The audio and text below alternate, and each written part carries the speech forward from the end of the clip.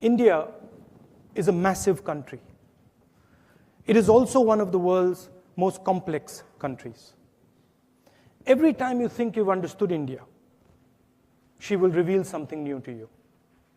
In fact, I would venture to say, anyone who thinks he understands India is a fool.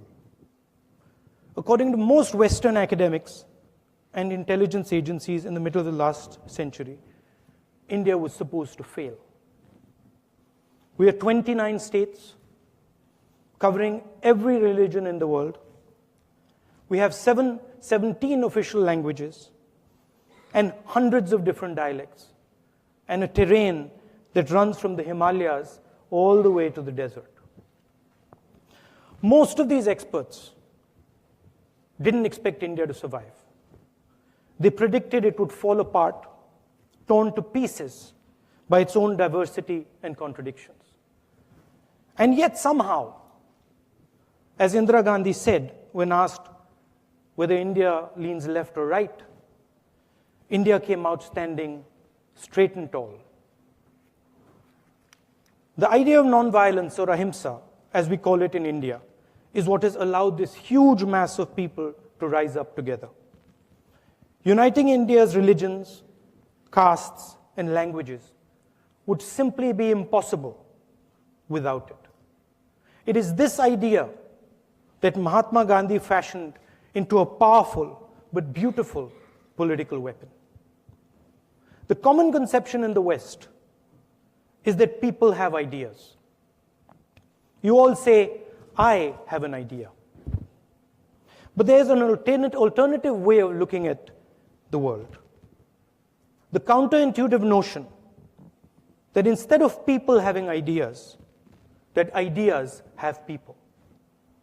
So instead of I have an idea has me. This notion is the basis of ahimsa, or non-violence, as taught by Gandhi. If one accepts the notion that ideas capture people, then the only possible response to a person infected by a bad idea, any person, is love and compassion. The road traveled by India since independence has been difficult and filled with formidable obstacles. Our partition was the bloodiest migration in recorded history. At independence, most of our 400 million people were hungry. Achieving self-sufficiency in food grains, averting famine, pushing huge advantage in science and technology, even being a front-runner in the field of computer technology.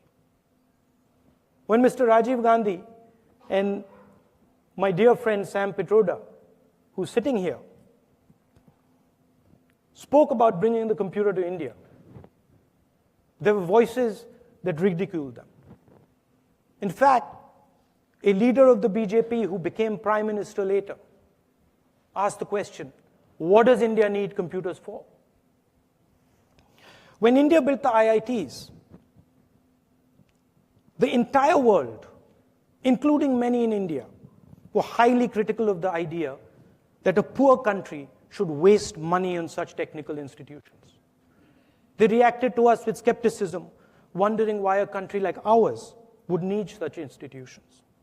Today, these IITs and other higher education institutions in India play a central role in Silicon Valley and the global progress of technology. And yet, look at us today. We are rightly proud. We have done that and more, lifting hundreds of millions of people out of poverty. For everything everyone says about India, there is no democratic country in human history, and I'll repeat that, there is no democratic country in human history that has raised as many people out of poverty as India has. It has never been done. For the first time in our history, India, if it is steered correctly and faithfully, has the opportunity to wipe out poverty. If India is able to lift another 350 million people out of poverty by 2030, it would be an achievement of which the human race can be proud. Doing this will require us to grow at more than 8% over the next 13 years. India has done it before and can do it again.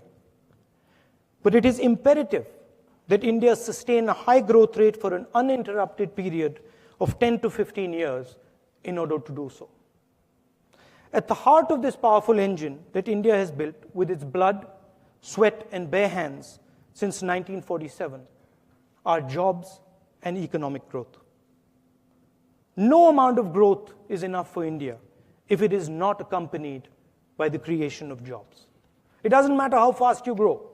If you're not creating jobs, you're not actually solving the problem. So the central challenge for India is jobs. Roughly 12 million young people, 12 million, enter the Indian job market every year. Nearly 90% of them have a high school education or less. India is a democratic country, and unlike China, it has to create jobs in a democratic environment. India does not have, and nor does it want, China's coercive instruments. We cannot follow their model of massive factories controlled by fear. Jobs in India are going to come instead from small and medium-scale industry. India needs to turn colossal numbers of small and medium businesses into international companies. India has triggered a massive process of human transformation. The nature of India's transformation has now reached a stage where its momentum is so powerful that our failure is no longer an option. Our success impacts the world, but should our country fail, it will shake the entire world. What India is trying to do is to connect 1.3 billion people into the global economy with minimum disruption possible in a peaceful and compassionate way. But don't be confused. If this process breaks down, the potential for violence is massive. I've given you the positives, so before I end, I need to tell you what can go dangerously wrong. Our strength so far has been that we have done all this peacefully. What can destroy our momentum is the opposite energy: hatred, anger, and violence, and the politics of polarization, which has raised its ugly head in India today. Violence and hatred distract people from the task at hand. Liberal journalists being shot, people being lynched because they are Dalits, Muslims killed on suspicion of eating beef. This is new in India and damages India very badly. The politics of hate divides and polarizes India, making millions of people feel that they have no future in their own country. In today's connected world, this is extremely dangerous. It isolates people and makes them vulnerable to radical ideas. Finally, listening to India is very important. She will give you all the answers that you seek. Decisions like demonetization, which removed 86% of cash from circulation overnight and was carried out unilaterally without asking the chief economic advisor, the cabinet, or even parliament, imposes a devastating cost on India. Currently, we are not producing enough jobs. 30,000 new youngsters are joining the job market every single day. 30,000. And yet, the government is only creating 500 jobs a day. And this does not include the massive pool of already unemployed youngsters. The decline in economic growth today is worrying and is leading to an upsurge of anger in the country. The government's economic policies, demonetization, and a hastily applied GST have caused tremendous damage. Millions of small businesses were simply wiped out as a result of demonetization. Farmers and manual laborers who use cash were hit extremely hard.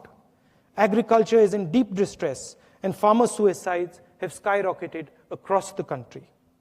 Demonetization, a completely self-inflicted wound, caused approximately 2% loss in India's GDP. India cannot afford to grow and create jobs at the current rate.